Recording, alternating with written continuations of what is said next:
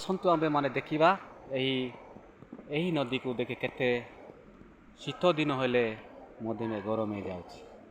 ଆମ୍ଭେମାନେ ଦେଖୁଛୁ ସମସ୍ତେ ଭାଇମାନେ ଏହି ବାଲିମୁଷ୍ଟି ନଦୀରେ ମୁଁ ଯାଇଛି।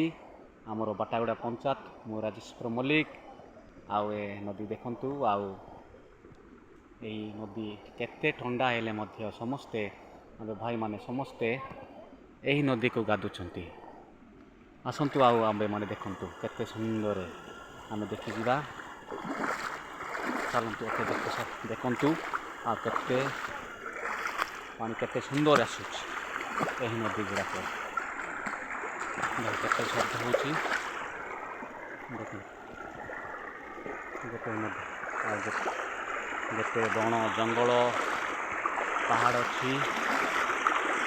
ଆଉ ଦେଖନ୍ତୁ ଆମେମାନେ ଏହି ପାହାଡ଼ ପର୍ବତର ପାଣି ଏହି ନଦୀରେ ଆସୁଛି।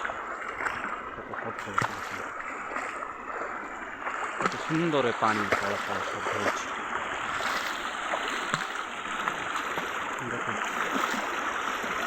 ଏହି ପାଣିକୁ ଦେଖନ୍ତୁ କେତେ ଶବ୍ଦ ହେଇଯାଉଛି। ସୁନ୍ଦର ପାଣି ଭାଇମାନେ ଦେଖନ୍ତୁ ସେଠି ଗାଧଉଛନ୍ତି।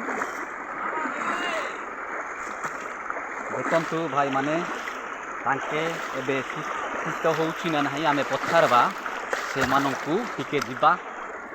ଏଇ ମୁଁ ବାଟାଗୁଡ଼ା ପଞ୍ଚାୟତରେ ଆସୁଛି, ଗଙ୍ଗେର ଗ୍ରାମଟାରେ ବାଲିମୁଷ୍ଟିଟାରେ ଆସିଛି। ଏଇ ଭାଇମାନେ ଏଠି ଗାଧଉଛନ୍ତି, ଆମେ ପଚାରବା। ଆସନ୍ତୁ ଟିକେ ଯିବା ତା ପାଖକୁ, ଦେଖ କ'ଣ କହିବେ। ଏବେ ଗରମ ଲାଗୁଛି ନା ଥଣ୍ଡା ଲାଗୁଛି ଆମେ ପଚାରବା। ଆଉ ଭାଇକୁ ପଚାରବା। ହ୍ୟାଲୋ ଭାଇ, ଆପଣ ଏଇଟା କେମିତି ଏବେ ଏତେ ସମୟରେ ଗାଧଉଛନ୍ତି? ଥଣ୍ଡା ଲାଗୁଛି ଆଜ୍ଞା। କାମ କ'ଣ କରିବା ଆସିଥିଲେ? ଆପଣଙ୍କ ନାଁ କୁହନ୍ତୁ। ଘର କାମ। ଆପଣଙ୍କର ବାଲିମୁଷ୍ଟି ନା ଆଉ କୁଆଡ଼ୁ ଆସିଛ? ବାଲିମୁଷ୍ଟି ଆଇଛୁ। ଇଆଡ଼େ ଦେଖେ, ଟିକେ ଦେଖିକି କହିବୁ ନା। ବାଲିମୁଷ୍ଟି ବାଲିମୁଷ୍ଟି ଆଇଥିଲୁ ଆଜ୍ଞା। ବାଲିମୁଷ୍ଟି ହେଲେ ହେଲେ କ'ଣ ପାଇଁ ଏଇଟା ନାଳ କରୁଛନ୍ତି? ଏଠି ପାଣି ଗାଧୁଆ ପାଇଁ ତୁ ସଫା କରିନ, ବାହାଇନ କି ବାବୁ? ସଫା କରୁଛୁ।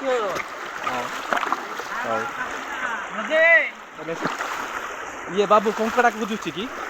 ହଁ କଙ୍କଡ଼ା ଖୋଜୁଥିଲା, ପାଉନାହିଁ ଆଉ। କଙ୍କଡ଼ା ଖାଉଛୁ? ତାର ମାଇକିଣାକୁ ନେବ ନାଇଁ କି? ମାଇକିଣାକୁ ନେଇ ଦେବ ନା ନିଜେ ଖାଉଛୁ? ନିଜେ ଖାଇବ। ଆମେ କାମ କରୁଛୁ ନା, ସେଥିପାଇଁ ଖାଇବୁ ଆଉ। ସେଥିପାଇଁ ଆପଣ ପାଖ ଆସିବେ ପିଲାମାନେ, ଏ ବେଣ୍ଡିଆ ମାନେ ଟିକେ ଆସି କହିପାରିଲେ ନାହିଁ। ହଉ ହେଲେ ଆପଣ ସେ ପାଣି କାମ କି କାମ କରୁଥିଲେ? ଘର କାମ କରୁଥିଲୁ ତ, କରାହେଲା, ସେଥିପାଇଁ ଏବେ ଟିକେ ଗାଧୋଇବାକୁ ଆଇଥିଲୁ ଆଉ। ଏପଟେ ଟିକେ ନା ଗାଧେଇକି କ'ଣ ଖାଇବେ? ଏବେ ଆପଣ କ'ଣ ବନା? ଗଲା ପରେ ଭାତ ଖାଇଯିବୁ ଆଉ। ଭାତ କ'ଣ ତା ତରକାରୀ ଡାଲି ଆଇଁଷ କରିଛ କି? ହଁ ଚିକେନ କରୁଛୁ। ଚିକେନ? ହଁ। ମଟନ୍ ନାହିଁ? ନାଇଁ ମଟନ୍ ନାହିଁ, ଚିକେନ। ଆପଣ ବେଶୀ ପରିଶ୍ରମ କରୁଛନ୍ତି, କେମିତି ଚିକେନ ଖାଉଛନ୍ତି? ସେ ବ୍ରଏଲର ଚିକେନ ନାଇଁ କି? ନାଇଁ ଦେଶୀ ଦେଶୀ? ହଁ। ହଉ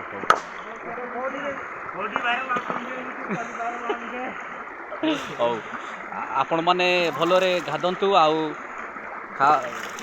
ମଟନ୍ ଖାଆନ୍ତୁ ଯାଇକି, ଆଉ ରେଷ୍ଟ କରିକି ସମାନ ତିନିଟାଏ କାମ କରିବେ। ହଉ ଏତିକି ମୁଁ ରହୁଛି, ଧନ୍ୟବାଦ। ଏହି ଫିଲ୍ମ ଦେଖିବା ପାଇଁ ଆପଣମାନଙ୍କୁ ସବସ୍କ୍ରାଇବ୍ କରନ୍ତୁ, ଲାଇକ୍ କରନ୍ତୁ, ଧନ୍ୟବାଦ।